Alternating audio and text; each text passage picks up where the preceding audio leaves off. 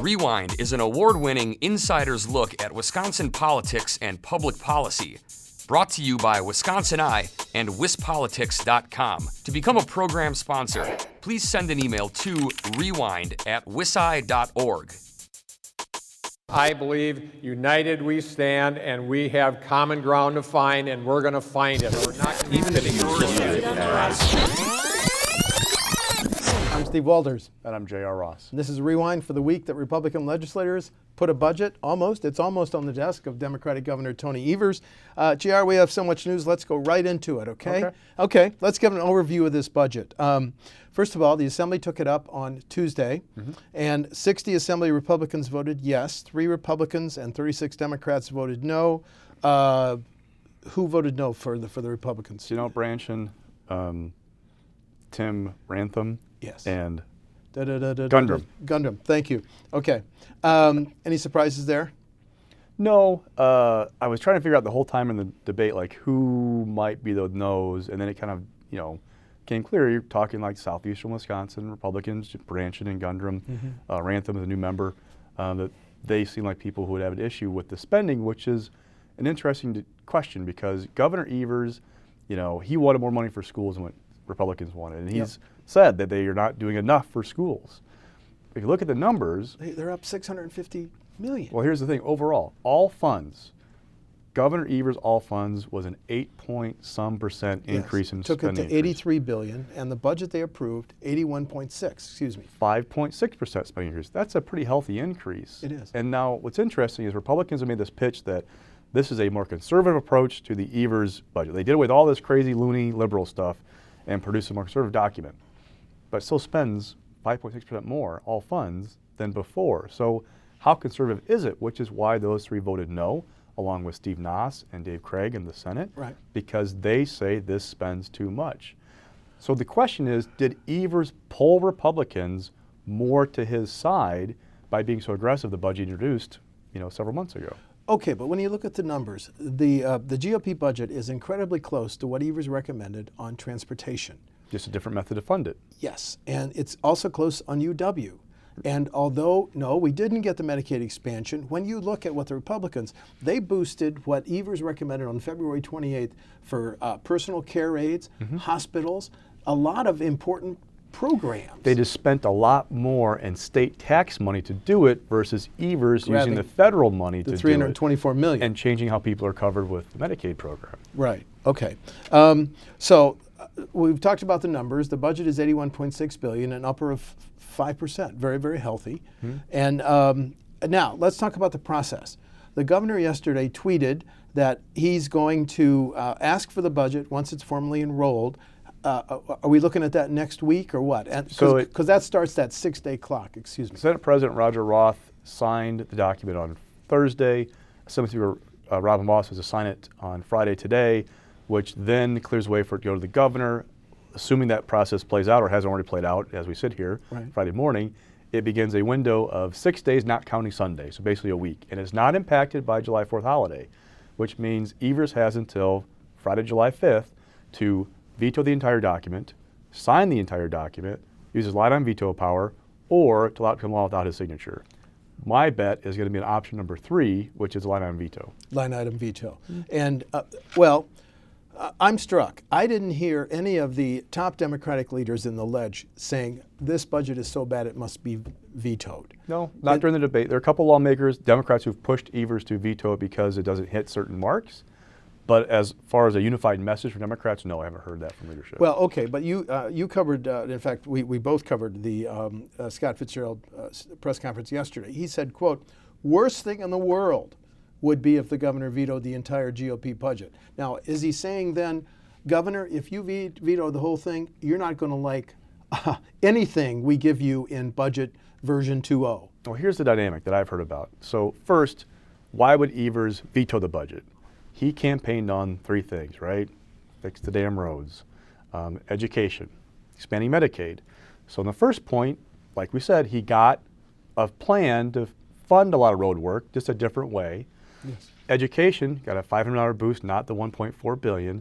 On Medicaid, he got really nothing. He wanted the expansion, and he didn't get the expansion. Now, Republicans, again, put a lot of state tax dollars into that program to draw down more federal money and pay for things.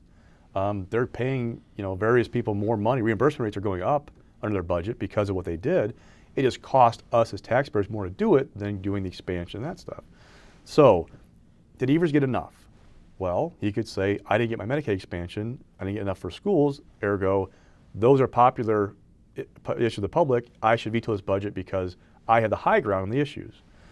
But what happens if that occurs, what happens? And that's the debate that I've been hearing from people all week is that, what would Evers get? Look at that dynamic in the state Senate especially, okay? Republican caucus, 19-14 majority of Republicans. They lost 2 on the budget this week that they thought was too generous. Yes. If you go to a more, let's say Evers could convince those guys to spend more money. What happens at caucus then? Well, look, Chris Kappinga from Delafield, Republican Delafield, got beat up because he sought and got put in the budget a provision that helps Tesla, electric car manufacturer. Which we'll go to in a minute. Yep, go ahead. He got beat up over it. He wasn't happy about spending increases, but said other things made him okay with it.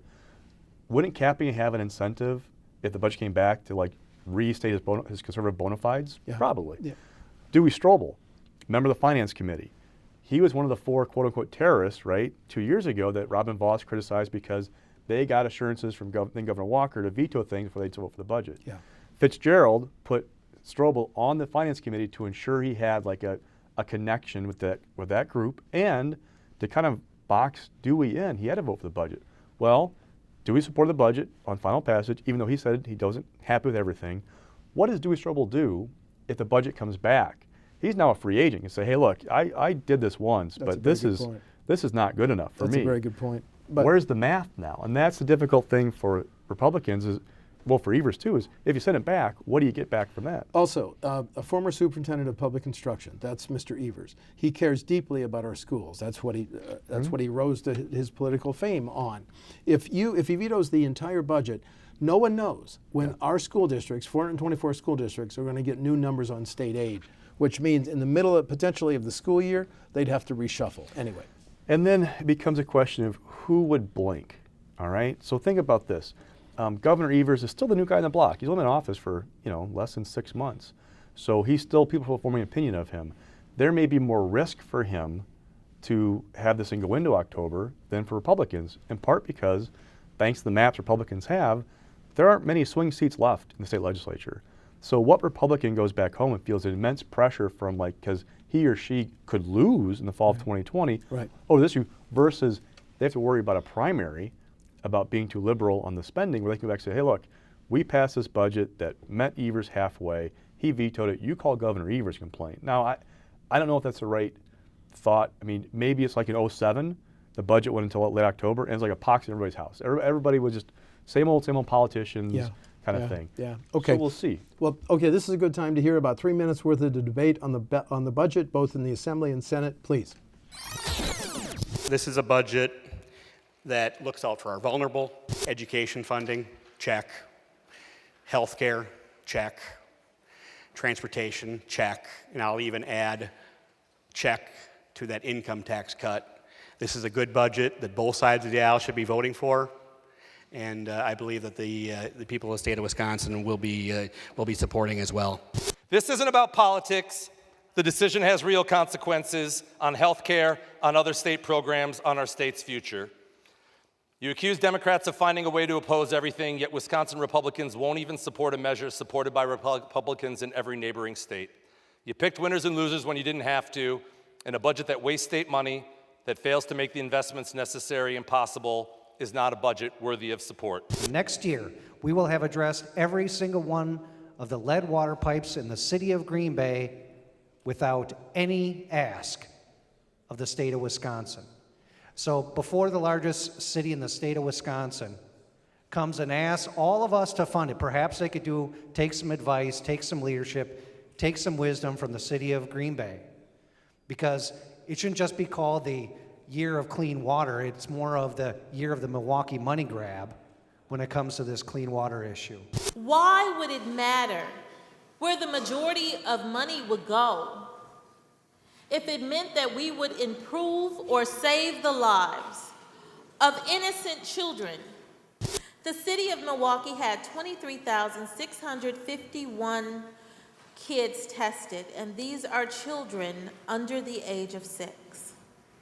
2,559 tested positive, meaning that they had lead levels that were higher than 5% mcg. These are children. We're voting on a budget today that is going to put the state on a good path to fiscal soundness. Back in February, Governor Evers began the budget process by asking that Republicans in the legislature take steps forward in improving education, health care, roads and infrastructure, and giving a middle-class tax cut. The bill today is proof that we delivered on that deal, and I believe in a much more responsible and deliberate way. The budget we are debating today is not the will of the people or the vote for change. They're being nickeled and they're being dimed. They're falling short, finding every excuse to underfund investments in our community, but somehow you find dollars to give away to your special interest groups. My. It is not what the people voted for, and this is not what is needed to address the crisis that is in our state.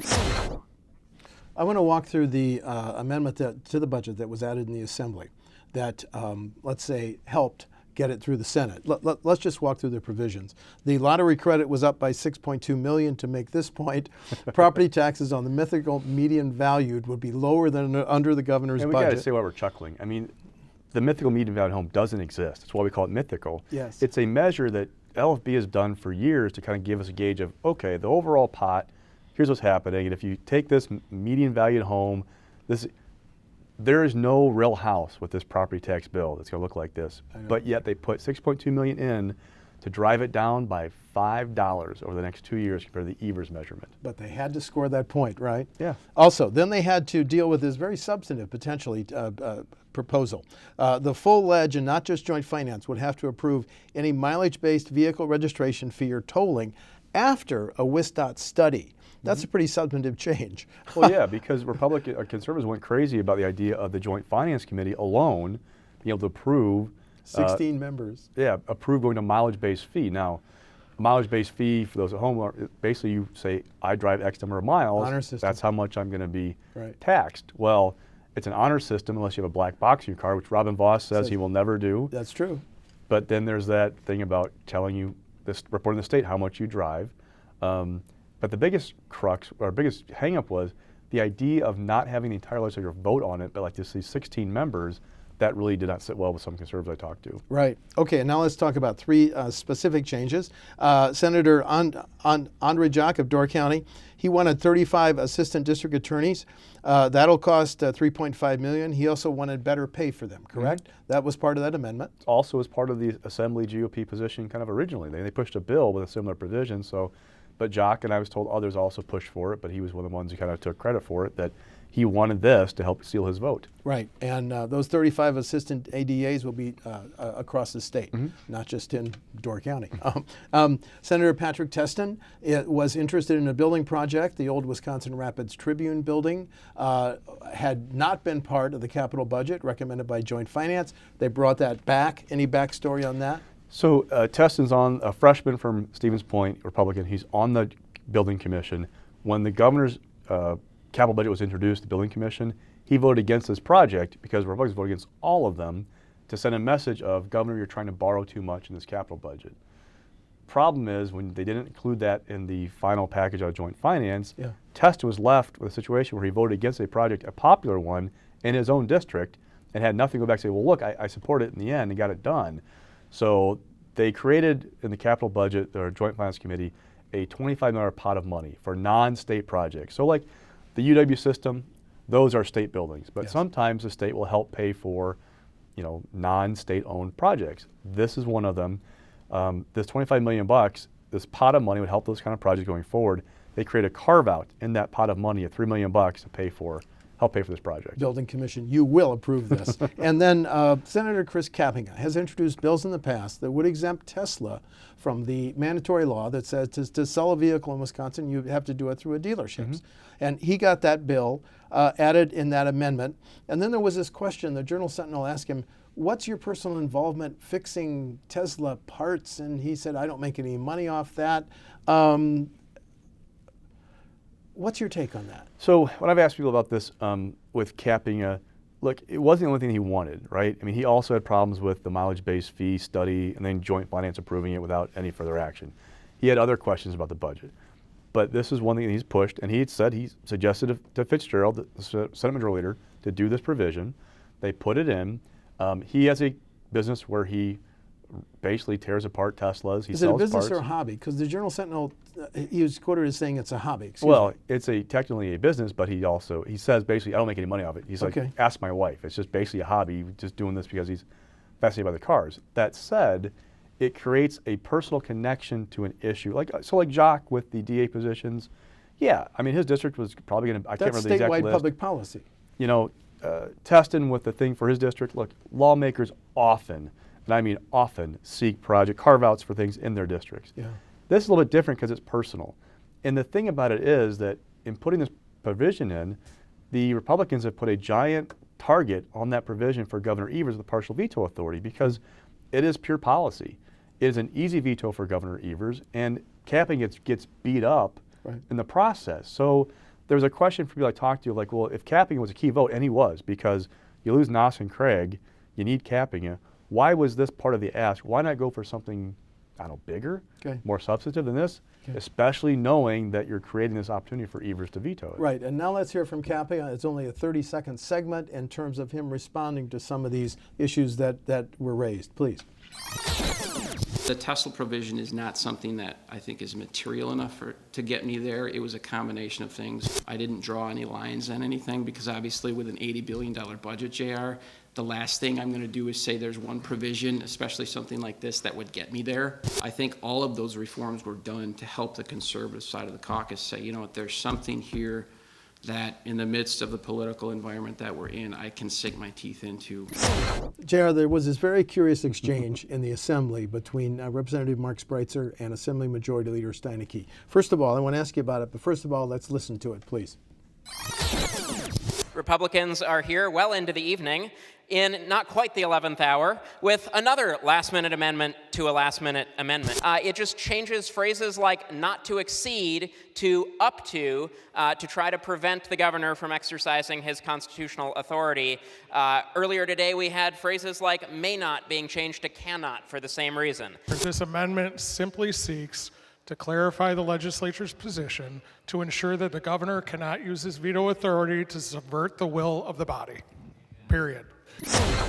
This change changed may not to cannot, not to exceed changed up to, and the Assembly Speaker said the vast majority of what's inside the amendment is our effort to line item veto-proof it as much as possible. Now, Sean Johnson reported this morning that the budget is only 500 pages long and not 1,500, 1,200 as usual. But how big a deal is this veto-proof amendment?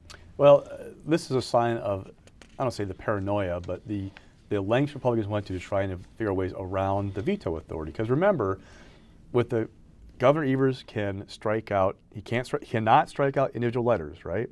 He can write down, he can't increase spending, he can write it down. He can, however, strike out words. So may not is 2 words, right? Cannot is 1. If you strike out not next to may, it becomes may, right? So they're trying to find ways to make sure that he can't change the meaning of what they wanted to do with that partial veto authority. Going to cannot does that. What was the other phrase? Going may not exceed? Yes. May up to. Yeah, may exceed can be created, but with up to, you can't do something different with that. So that's what they're trying to do. All right, but everyone agrees, and even Speaker Voss said again that the governor has the strongest line item veto authority in the nation. So is this going to be a significant infringement on his ability to rewrite it, assuming we accept your premise that he's not going to veto the whole GOP budget? We'll see. And again, you know, if he vetoes it, I think it would surprise a lot of people. I don't rule it out, but I just think the going consensus is there's more reasons to rework it, right, than it is to veto the entire thing. That said, Look, Republicans are so trying to find ways to avoid giving him fodder that they actually nixed a tax cut they had approved for the self-employed for their health care costs. Yeah. I mean, they're going that because they looked at the language and went, oh, if we do this, he could do this, this, and this with it. So that's why the budget is so short, because normally, I mean, the Fiscal Bureau does an exercise every budget of how many policy items are in the final document. From Only Joint Finance. 7 you reported. There were 7. 4 of those are with this thing about local quarry regulations. Go back 2 years ago, and it was like 10 times that or Yeah, I something think like that. there was like 90. So, and the reason for the change is that Republicans won before they had, this is the one bill that had to get done. They could maybe get things done that a few members didn't like because they voted the entire budget, and they had Walker as an ally. Yeah. Now you have Evers, who's not an ally in the governor's office, so you have to be careful of what fodder you give him because he could take that, rework the entire thing, do something different, like this aggregate language, this quarry language. Yeah. It's all about getting aggregate, like stone, to road projects. The thing is, though, it's a fairly lengthy provision put in the budget. There is a sense that there is an assurance from the governor, not to lawmakers, but to those in the aggregate community of if he vetoes it, it'll be an all or nothing deal. He wouldn't use it to rework it to change things because that's the only way the aggregate folks could convince Republicans to keep it in the budget. Now, I'm not sure that's an ironclad agreement. I We'll agree. see how that goes. You know how the Capitol works sometimes, but yep. that's the length they've gone to try and figure out ways to limit what Evers can do. Right. Okay, new subject. At the Democratic State Convention, I talked to Democratic Senator Tim Carpenter, who's a member of the WEDC board.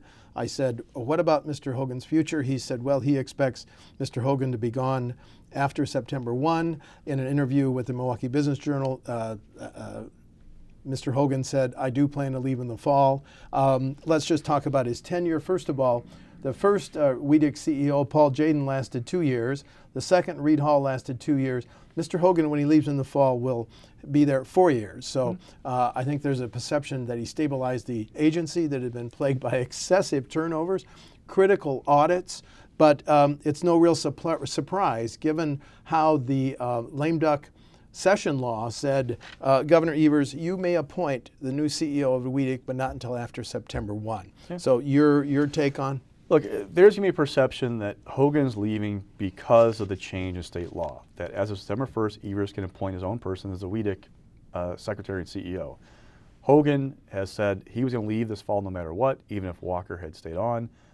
He wanted to get through a little more time with Foxconn.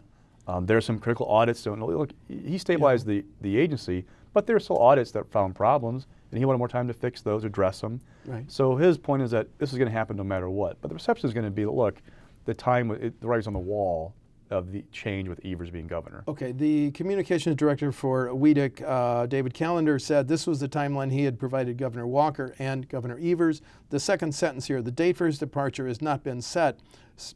Excuse me, Secretary Hogan still has some projects he is finishing. You just mentioned the F word, Foxconn. So go back a few weeks when the governor said Foxconn executives were the first ones suggesting changes to this contract. So do you think one thing left on Mr. Hogan's agenda is potential? Oh, I mean, if nothing else, it's just seeing it through more of the process because Foxconn has said, I mean, it seems like the exact date changes, you know, but they were going to complete construction in fourth quarter of 2020. Now maybe it's 2020. Maybe. But they're laying concrete in this huge facility down in Yeah. Mount Pleasant. So we're still moving toward that. So I don't know that it's about negotiating something new, but there are other things like this last audit that again found there are still issues that Hogan has to work out. The question becomes, who is Evers looking for to become the new WEDC secretary? Is it going to be from the business community, somebody who's going to be, I don't know, more of a Foxconn critic? Yeah. You know, what's he looking for? And I've heard the argument that Evers, he likes to connect with people. You know, he's looking for somebody who can connect the dots. That's his big phrase, right? But somebody who's more aligned with philosophically. And again, I've never heard any suggestion of a conflict with Governor Evers and Mark Hogan. Nor they have I. seem to work well together. Yes, they do. The In governor's fact, office had nice things to say about him. Governor Evers Yeah. just spoke to the WEDC staff, thanking them and saying how important their mission is. Yeah. Yeah, okay. New subject, the Supreme Court this week reversed itself, reversed a 2016 precedent in terms of the superintendent of public instruction is one of 6 constitutional officers. Does he or she have to run their administrative rules, which implement policy decisions made by the legislature, through the executive branch? Answer, as of Now they do, but this reverses the 2016 precedent. We have the chief writing for the court, when the superintendent through DPI promulgates rules, it is exercising legislative power, comes not from the Constitution but from the legislature. In dissent, Justice Ann Walsh Bradley, nothing in the Constitution has changed since the precedent was set in 2016. What has changed is the membership of the court. This is just something, well, in terms of clipping the wings of a constitutional officer. That's why we're mentioning it right now. So you got to get a little background. 2011, Republicans pushed through a law that says all agencies have to submit proposed administrative rules to the governor for review.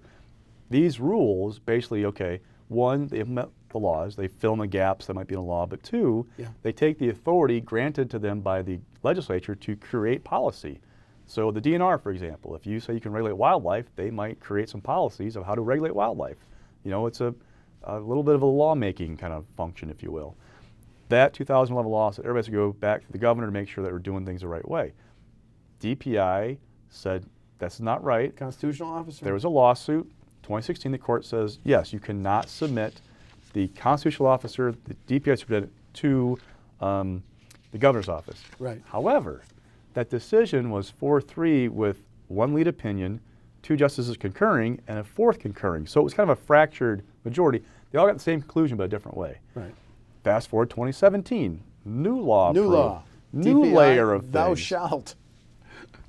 The Wisconsin Institute of Law and Liberty goes back to court, says, okay, we want you to order them to comply with this new law.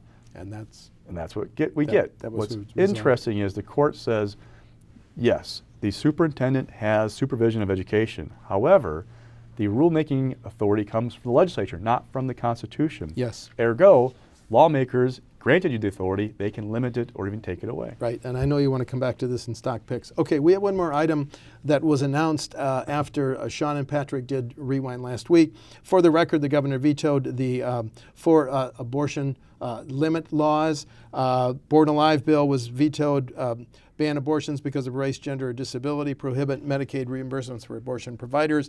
The governor said everyone should have access to quality health care. Politicians shouldn't be interfering with decisions made between patients and their health care providers. Majority Leader Steineke said, unfortunately, Governor Evers once again made clear that he believes protecting babies in Wisconsin simply isn't a productive use of his time. JR, let's just be clear. There's going to be no attempt to override on these? Maybe they try, but they're not going to get anywhere. I mean, nothing's going to change. They already have the vote, so that's just kind of the way it is. Look, this is, other than the Born Alive bill, because that sparked nationally a little bit by the conversation with Ralph Northam, Virginia, the governor, and his comments. Yeah. These other things have been around for a while. Okay. They didn't do them before. Question is why? You know, they had Governor Walker, who was an abortion foe, so why not do it then? There may be some politics at play here. I mean, the bottom line for all 4 of these bills is that this becomes fodder for 2020. That's what it's about. And firing up the bases. Okay, we got about 2 minutes for you to whip through your stock picks. Rising. Unemployment trust fund, so you got to be a geek to pay attention to stuff like this, but I am. So the trust fund is what employers pay taxes into to pay for unemployment insurance, right? We hit, at the end of April, an all-time high of $1.9 billion in that fund. Why is that important? The fund dictates the level of taxes you pay as a business, or part of what you dictates it, because of how much is in there. We are at the lowest schedule right now for businesses, and barring a complete collapse in like the next 3 days, we will stay there. So businesses are going to enjoy that lowest tax rate again for another year because of that healthy balance. Now, the warning is, if we hit a recession in 2020, which we did in 2010, which is when that fund was in deep deficit. Go ahead. That could start to tax that, and then you have to watch that, keep an eye on that for the taxes. Okay, you got 20 seconds on your mixed. So, yes, DPI superintendent has to submit the rules to the governor. Guess what? The governor's a friend. A year ago, different story. Governor Walker, Superintendent Evers, yes, be a conflict. Loggerheads, yes. Now you have Governor Evers, Secretary Taylor, Superintendent Taylor, it's going to be okay. Okay, and then falling. Some Democrats, big decision this week to the U.S. Supreme Court. 5-4 decision. The federal courts have no role in policing partisan gerrymanders. Astonishing decision. It means legislatures across the country, Democratic and Republican, are free to draw maps any way they want to on partisan grounds. There is no check coming from the courts. Look, for some Democrats, there was a trial scheduled for July in Wisconsin on the Wisconsin maps. But that trial was predicated upon a decision in the North Carolina and Maryland cases saying, yes, you can have a standard by which to judge maps in the courts. Because of the ruling this week, it means no trial in Wisconsin. No trial in Wisconsin, no chance to overturn the maps. No chance to change the maps, no real hope for Democrats in the Assembly in 2020 unless there's a complete collapse by Donald Trump in the ballot. Okay, but you saw the press release from Governor Evers in the wake of that Supreme Court decision, and the last line, I will veto any unfair redistricting plan. Look, can you see between my fingers? Yes. That's how much chance I think there is of Governor Evers and Republican lawmakers reaching a deal on a map. And you just said that, once again, our next set of redistricting lines based on the 2020 census will be drawn by federal judges. Okay. Or the state Supreme Court. That's what to watch. Where does it end up? Where does that battle go? I'm not sure about that. I'm not a lawyer, but I'm not going to predict, but that's what to watch. That's a really good issue, but we're out of time. I'm Steve Walders. And I'm J.R. Ross. And J.R., if we get a definitive decision from the governor on the budget, you and I will be back here next week. Otherwise, maybe we'll take a holiday. That's Rewind for June 28.